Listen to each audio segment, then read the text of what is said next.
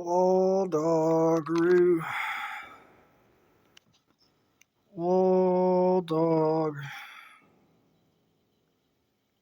Actually, this is a true story. You see this guy right here? This is clearly not a dog. Kind of looks like a cat. It could be argued that it's a very cat-like looking dog. But guess what I saw? Guess what I saw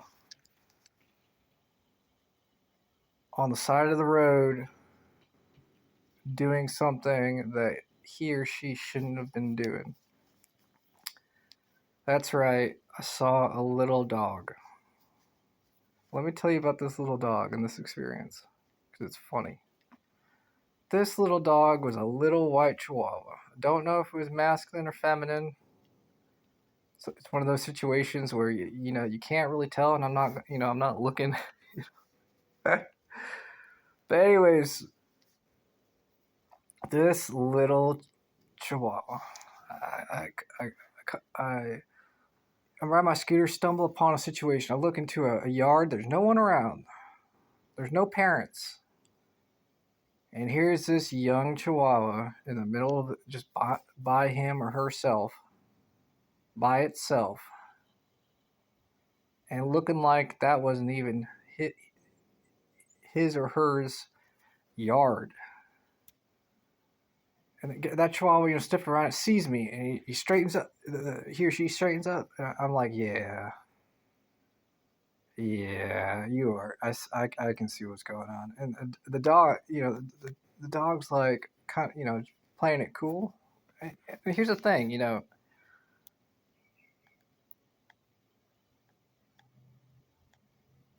there are some animals that are actually pretty gosh darn intelligent, and this is an example.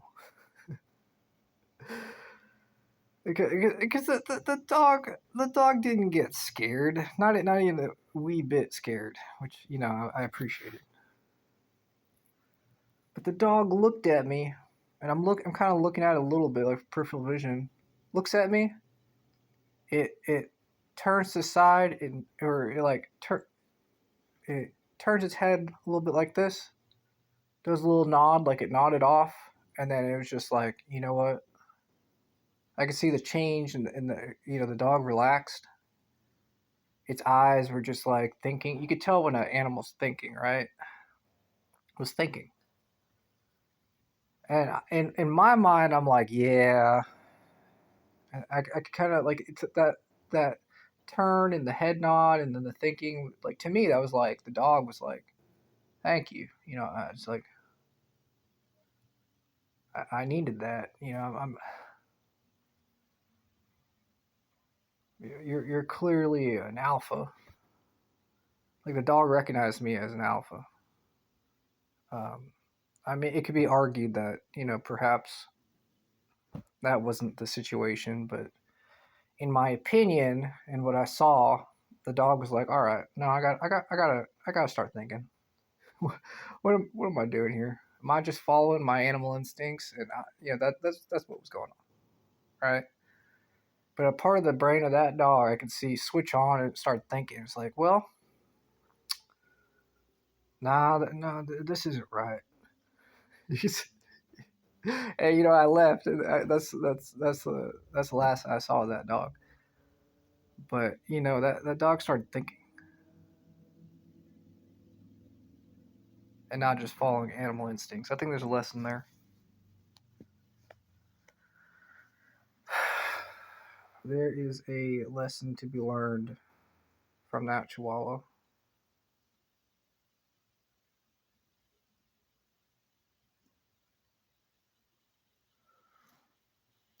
So I was at the library, and I walk in wearing my shirt. I'm feeling good, tired. I recorded a video at the library, but I haven't posted it yet. It's actually a pretty good video. I was outside talking about stuff. I was just talking about some pretty important stuff. Uh, but anyways, there I was. I was sitting, Mr. Famous, uh, sitting in a corner on a comfy chair by myself. You know, it was nice and relaxed. I appreciate that. It wasn't too loud either. And I had my phone, you know, playing video games, relaxing. And there was one gentleman who I liked. Uh, you know, I didn't talk to anybody. Not really. You know, just like the hellos and the hey, how's it going? You know. Anyways, I could hear, so it was funny to me. And I always appreciate this, and I like it. And whether or not I appreciated it or liked it wouldn't stop a person from doing it. So I choose to appreciate it, and I do appreciate it. So the gentleman was talking. He's like, "Do you know who that is?" Well, not quite in that voice, but kind of similar. He's like, that is the holy vampire." And like he is starstruck. You ever seen a person, or you ever see like you see I don't know, like I was watching a video of Justin Bieber when he was younger in the concerts, and you know, a fan or whatever, a person, and they are just starstruck. They're, you know, they are acting funny. They are acting a certain way, and this guy was starstruck.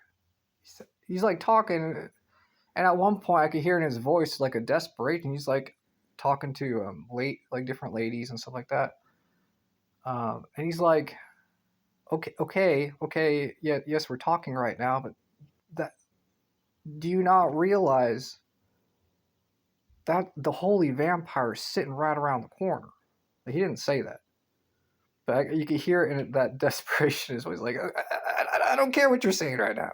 I don't care. The holy vampire is right there, and I'm just sitting there. You know, I'm just kind of like, you know, playing a video game, tired.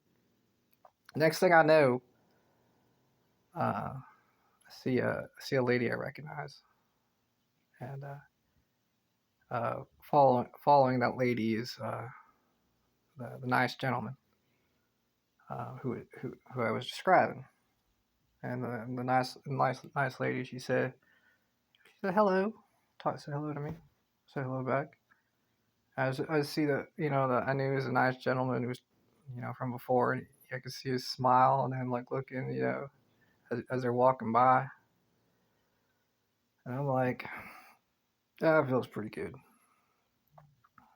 Uh,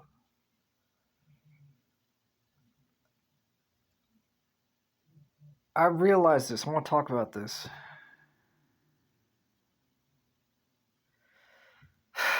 I talked about it in the other video, but I'm probably just gonna refine what I said there and put it in a better context, given that story I just told. So I probably won't post the other video. I didn't really feel like it anyways, for whatever reason. The mentalities people get in when they're starstruck, when they're inspired in some way, in that being starstruck is a mentality. Being in awe is a mentality. Being in worship and worshiping someone or something or some uh, worshiping God is a mentality.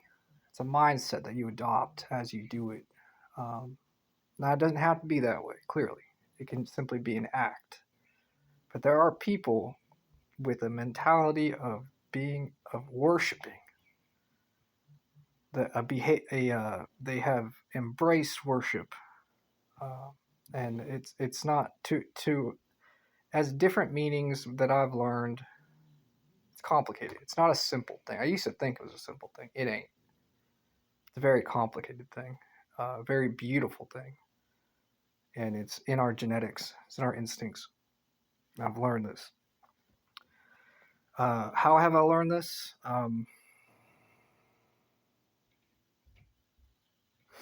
I have spiritual followers.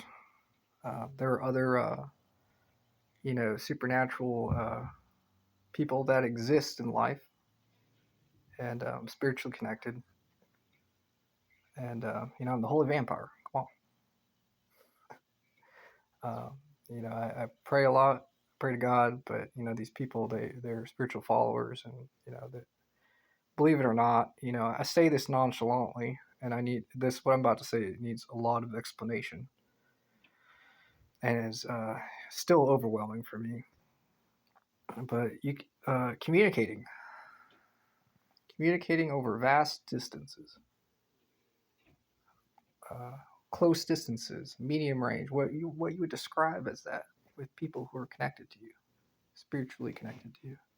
What a concept. To a lot of people, it's common knowledge, believe it or not. When I was younger, I had my suspicions, but I needed proof. And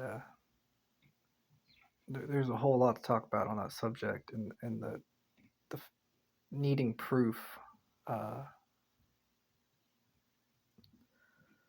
part is probably the most important, um, and it's something I had to learn about.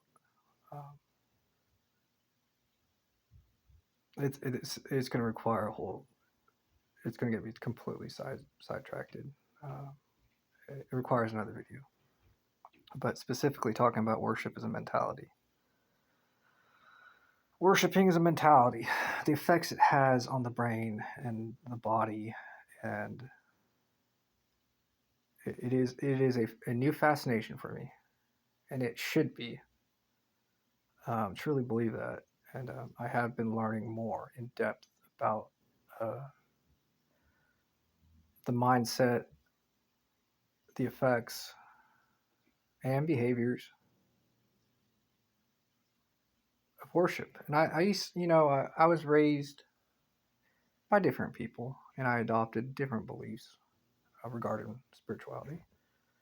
One of my greatest teachers was my grandfather. My grandfather always said skeptical and yada yada yada, but he was back and forth, and that's a normal thing, right? But because of that, um, I had a dual mindset growing up. You know, I always believed God was real. Always prayed, and I always had a negative view of worship, particularly when I lost my mother and I was praying, and I didn't get what I wanted, but I was a young teenager. I mean, it makes sense to me uh, as a person, as an adult, why I would have those. Fast forward to now, and or fast forward to last night, and last few nights of being spiritually connected and learning things. Uh, that worship, I was seeing worship as a bad thing. Worshiper is a bad thing. And from a logical perspective, from a naive, kind of ignorant, skeptical, wanting to learn though perspective, which I could describe myself about certain things. I could see how, and this is now a therapy video for me because I'm admitting that I had trauma, denial, delusions about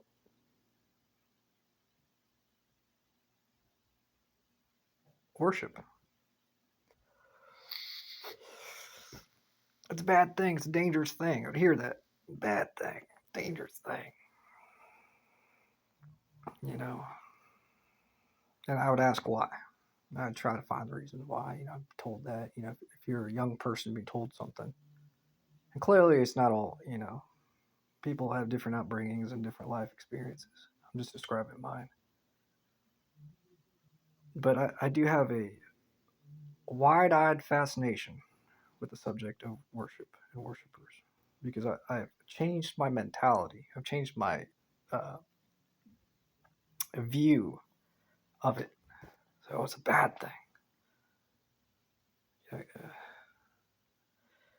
No, I've been taught about the finer points of it, as I've said, what I was saying a few minutes ago. The effects of the body, the mindset, the health, the spirituality, being connected, the abilities, the knowledge, the wisdom, and praising God.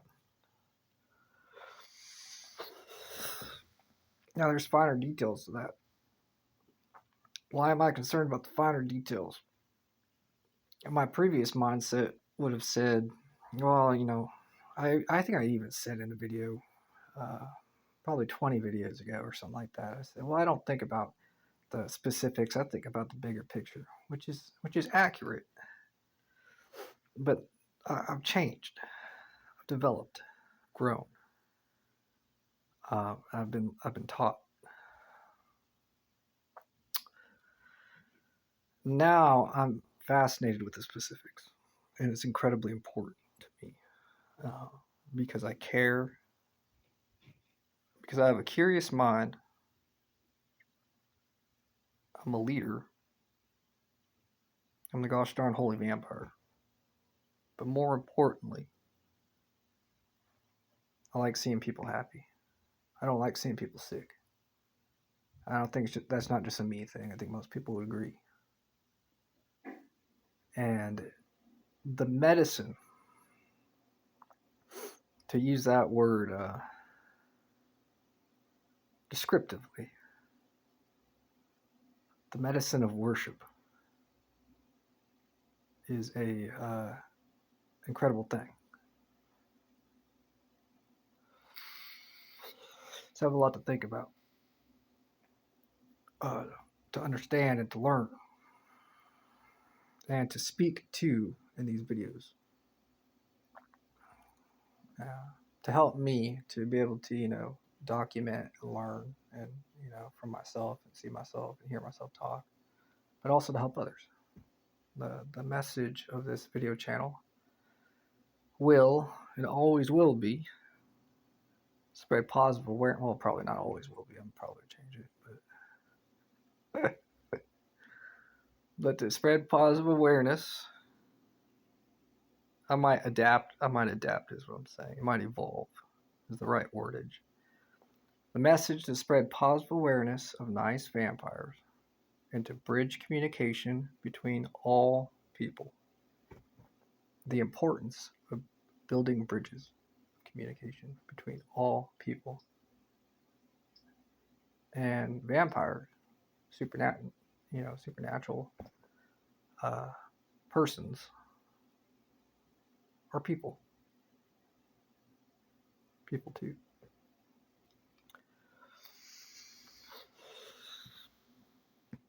So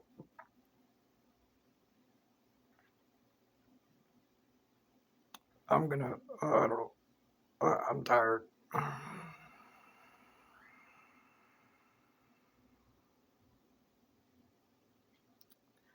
Probably feel better when I lay down. I definitely